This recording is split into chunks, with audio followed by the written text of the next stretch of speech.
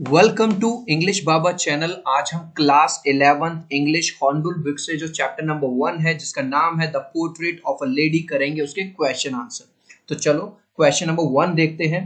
What are the three phases of the author's relationship with his grandmother before he left country to study abroad. अब देखो question को बहुत ध्यान से समझो।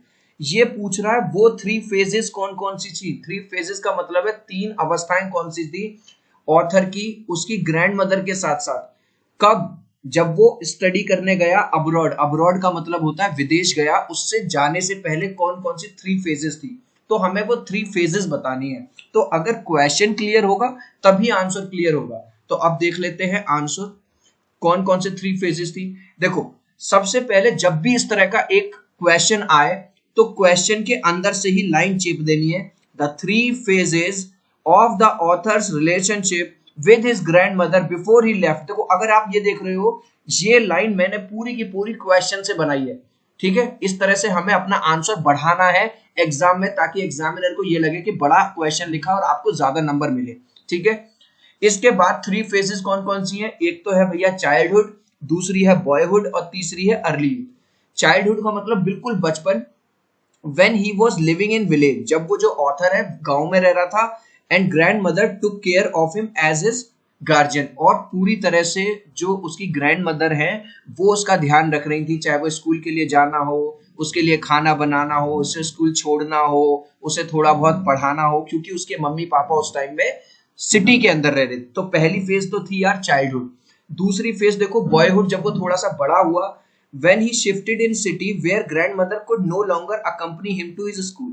अगर आपने ये पढ़ा है चैप्टर तो आपको पता होगा जब थोड़े टाइम बाद जब वो लोग सिटी में शिफ्ट हो गए तो अब वो जो ऑथर था वो एक इंग्लिश मीडियम स्कूल में जाने लगा। जब इंग्लिश मीडियम स्कूल में जाता था तो अब उसकी जो ग्रैंड मदर है वो उसे स्कूल छोड़ने नहीं जा पाती थी, है ना। Could no longer accompany him to his school. तो ये हो गई दूसरी फेज। तीसरी फेज है अर्ली यूथ, जब वो थोड़ा सा और बड़ा हुआ, when he went to the university, जब वो यूनिवर्सिटी लेवल में आ गया, and was given a room of his own, उसे खुद का एक कमरा दे दिया गया। The common link of the friendship was snapped, और वो जो कॉमन लिंक है उन दोनों के बीच में, दादी के बीच में और ऑथर के बीच में, कहीं ना कहीं वो टूट गया। तो चिल्ड्रन आपको ध्यान का रखना है, कुछ बच्चे ना रटते हैं, रटना नहीं है यार, समझना है। अगर तुम समझ लोगे तो तुम एग्जाम में लिख दोगे, और रटोगे तो भैया भूलोगे। तो रटना नहीं है, समझना है। तीन फेजेस कौन कौन सी है? चाइल्डहुड जब वो गांव में रहता था, बॉयहुड जब उस सिटी में शिफ्ट हुआ, और अर्ली यूथ जब वो यूनिवर्सिटी में गया। Next question. यार अगर इंग्लिश बाबा चैनल पे पहली बार आए हो या अभी तक सब्सक्राइब नहीं किया है तो सब्सक्राइब कर लो, ठीक है, ताकि हमारे सारे अपडेट्स आपको मिलते रहे, और वीडियो को अभी से कर दो लाइक। अब देखेंगे question number 2। Mention the three reasons. अब देखो तीन रीजन बताने हैं। कौन कौन से reason? Why the author's grandmother was disturbed when he started going to the city school. तो अभी मैंने आपको क्वेश्चन नंबर 1 में क्या बताया?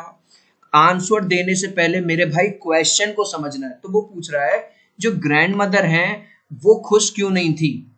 वो तीन रीजन देने हैं। जब वो नए स्कूल में जाने लगा, शहर वाले स्कूल में जाने लगा, तो किन तीन वजह से वो खुश नहीं थी। चलो आगे बढ़ने से पहले अगर आप चाहते हो इंग्लिश बाबा के सारे अपडेट्स आपको फोन पे मिलते रहे तो टेलीग्राम आईडी हमारी नोट करो, इंग्लिश बाबा 123। टेलीग्राम पे आज ही सब्सक्राइब कर लो, आपको सब फोन पे मिलता रहेगा।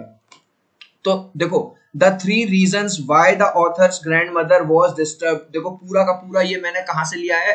क्वेश्चन से लिया है, ठीक है। इसके बाद तीन रीजन कौन से थे? Number 1, her routine to go school with author broke. आपको पता होगा जब वो गांव में था तब वो छोड़ने जाती थी दादी माँ, किसको? बच्चे को स्कूल में। लेकिन यहाँ पे तो वो बस से जाता था, तो उसका वो जो रूटीन था उसे छोड़ने वाला स्कूल, एक तो वो टूट गया। Number 2, city school was not teaching anything about God. अब जब वो गांव वाले स्कूल में रह रहा था तो गांव वाले स्कूल में भगवान की प्रेयर सिखाई जाती थी, भगवान के बारे में भी पढ़ाया जाता था। लेकिन नए स्कूल में, शहर वाले स्कूल में, इंग्लिश मीडियम स्कूल में केवल उसे साइंस, अर्थमेटिक, म्यूजिक ये सब पढ़ाया जा रहा था। तो इस वाली बात से भी ग्रैंडमदर दुखी थी। तीसरा देखो, she did not like the idea of city school teaching music to the students. और उसे ये चीज बिल्कुल भी पसंद नहीं आई शहर वाले स्कूल की कि वो वाला स्कूल बच्चों को म्यूजिक भी पढ़ा रहा है, क्योंकि उनका मानना ये था जो म्यूजिक है वो खराब लोग सीखते हैं। दो क्वेश्चन हो गए, तीसरे क्वेश्चन की तरफ बढ़ रहा हूं।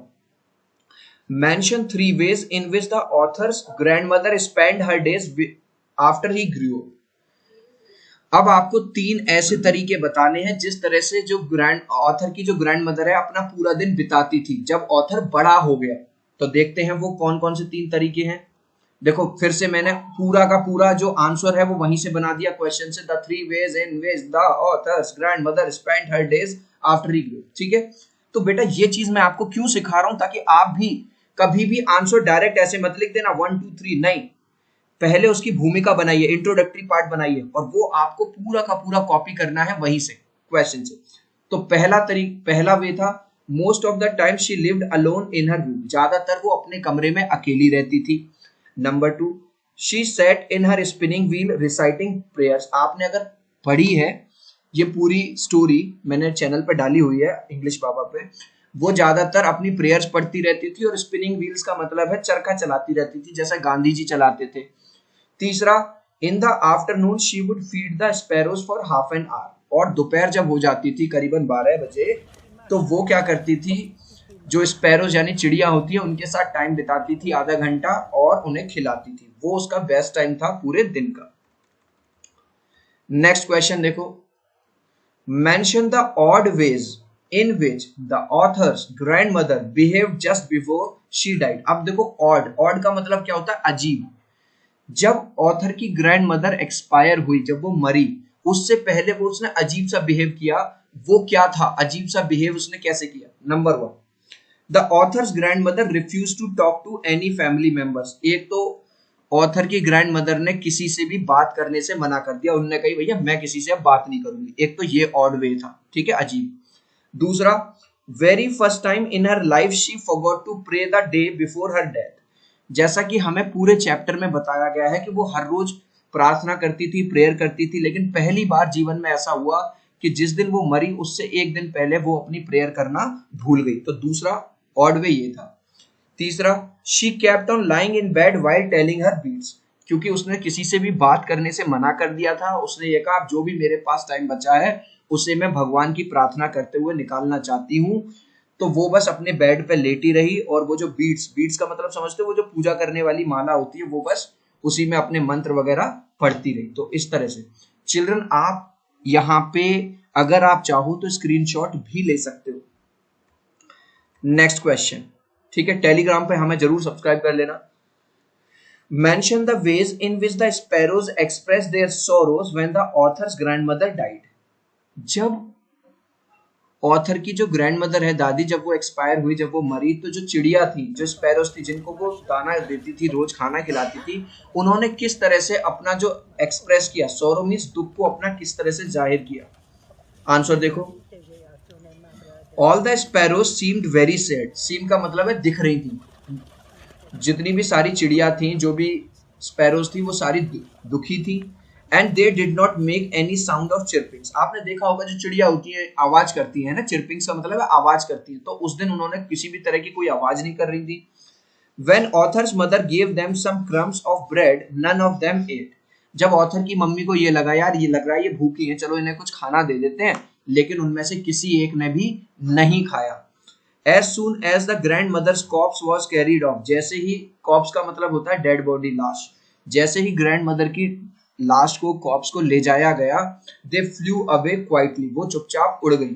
दस द स्पैरोज एक्सप्रेस देयर सोरो, और इस तरह से जो चिड़िया थी उन्होंने अपना दुख जाहिर किया। तो एक बात हमें यहाँ पे समझ में आ जाती है कि भले से वो एक जानवर है, चिड़िया है, लेकिन वो भी समझती है कि आज उन्हें जो दाना खिलाता था आज वो इस दुनिया में नहीं रही, तो देखो उस दिन उन्होंने भी खाना नहीं खाया। तो यहाँ पे हो जाते हैं आपके क्वेश्चन खत्म। एक क्वेश्चन तुम्हारे लिए है, इसका आंसर तुम मुझे दोगे कॉमेंट सेक्शन में। Who is the main character? Who is the main character of the chapter The Portrait of a Lady? Mother, sister, grandmother या डॉटर? इसका आंसर आप मुझे दोगे कमेंट सेक्शन में। आई होप मेरी ये जो एक्सप्लेनेशन थी क्वेश्चन आंसर्स की आपको अच्छी लगी होगी। अच्छी लगी हो तो यार वीडियो को लाइक कर देना, चैनल पे पहली बार आए हो तो सब्सक्राइब कर देना।